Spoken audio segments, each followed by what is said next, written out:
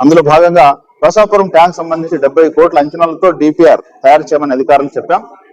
దానికి సంబంధించి ఆల్రెడీ ముఖ్యమంత్రి గారి దృష్టికి తీసుకెళ్లాం. మరి పూర్తి స్థాయిలో సమాచారం వస్తే ఈ శాశ్వత తాగునీరు ఆదోనికి సంబంధించి ఎక్సఫిషియల్ మెంబర్ గా ఆదోనికి సంబంధించినటువంటి శాశ్వతంగా తాగునీరు సమస్య రాకుండా చూడాలనేది నా ప్రధాన కోరిక. అందులో భాగంగా మరి ముఖ్యమంత్రి గారిని ఒప్పించి ఏదైతే బసాపురం గాని లేదా ఇంకా వేరే ప్రదేశం గాని ఈ తాగునీరు సమస్య రాకుండా చూడడమే నా ధ్యేయంగా పనిచేస్తాను. 70 crores 70 కోట్లు.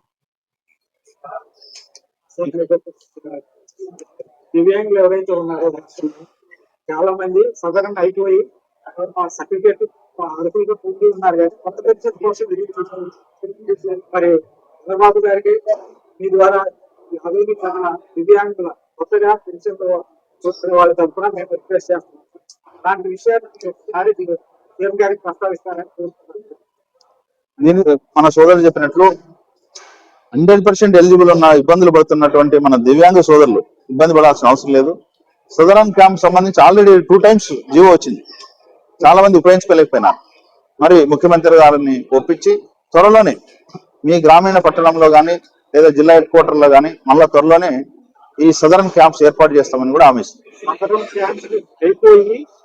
సర్టిఫికేట్ ఇష్యూ అయితే సార్ కొత్త పెన్షన్ గవర్నమెంట్ నుంచి ఆర్డర్ రాలేదని చెప్పేసి వాళ్ళకి ఇంకా పెన్షన్ రాలేదా గుర్తించట్లేదు.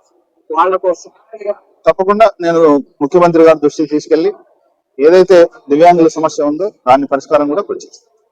Thank you. నమస్తే.